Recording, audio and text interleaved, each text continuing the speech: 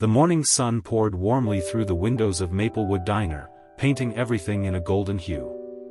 Usually, it was a place of comfort, the smell of butter and syrup greeting every soul that walked in. But that morning was different. At a corner booth sat Clara, a young girl in a wheelchair whose quiet smile masked deep pain. A group of teenage boys mocked her, their laughter slicing through the calm air. One cruel hand slapped her plate to the floor, and another shoved her chair back roughly. The diner froze, everyone saw, yet no one acted. Clara's trembling hands tried to gather her fallen food, her heart breaking under the weight of humiliation. In that painful silence, kindness seemed lost, and hope fragile. But what Clara didn't know was that fate was about to send her the most unexpected defenders. As Clara bent down, trying not to cry, a gentle hand reached out. It belonged to an older man with kind eyes, who quietly picked up her plate and whispered, "Don't mind them." His small act of compassion was like a flickering candle in a dark room. Yet, the bullies' laughter still echoed through the diner, cruel and loud. Other customers pretended to look away, unwilling to face the injustice before them. The waitress froze, fear and pity etched across her face. For Clara, the moment stretched painfully long.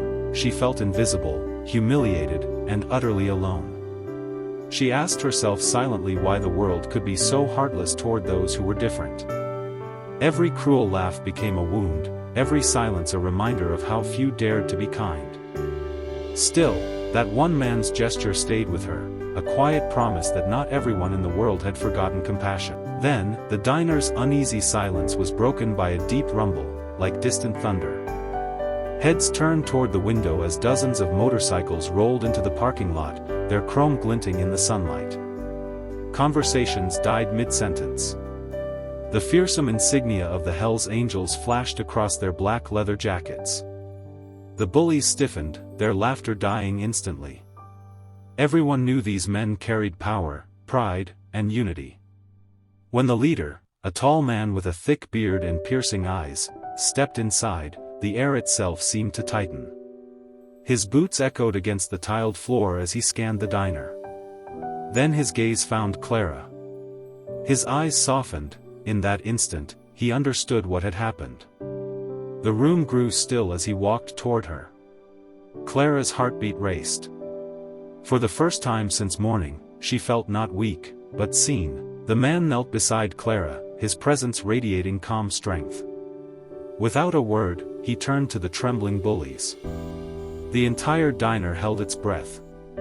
His stare, firm yet silent, said everything words couldn't. Fear replaced arrogance on their faces.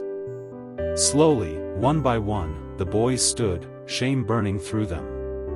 They shuffled toward the exit, unable to meet anyone's eyes.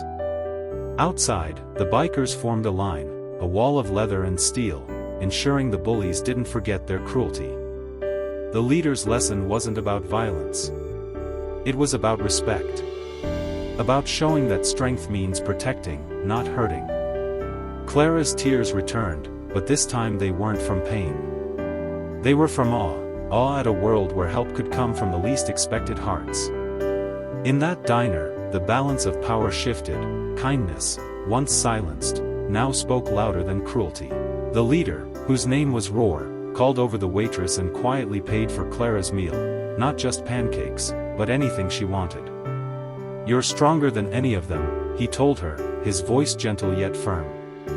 Then, with reverence, he removed his leather vest, the symbol of his brotherhood, and placed it softly around Clara's shoulders. Gasps filled the diner. To be given that vest was to be accepted as family, a mark of protection and honor. Tears streamed down Clara's face. In one moment, everything changed, from humiliation to dignity, from isolation to belonging. Roar's gesture told her she wasn't broken. She was brave. Around them, people clapped quietly, moved by what they had witnessed. Even the waitress wiped her tears and promised Clara she'd never again feel invisible in that diner. When the motorcycles finally rode away, their engines faded into a soft hum of hope. Clara sat with Roar's vest still draped around her shoulders, feeling a strength she'd never known. That morning, cruelty had tried to break her, but kindness rebuilt her stronger. The people in the diner had learned something too, that silence helps bullies, but courage heals hearts. Clara realized that true heroes aren't always gentle in appearance. Sometimes, they wear leather and ride motorcycles, carrying hearts softer than anyone expects. From that day forward, she carried the lesson deep within: kindness is strength, and compassion can rise even in the darkest corners. Maplewood Diner would never forget that morning, the day strangers became protectors, and a girl in a wheelchair found her family among angels of the road.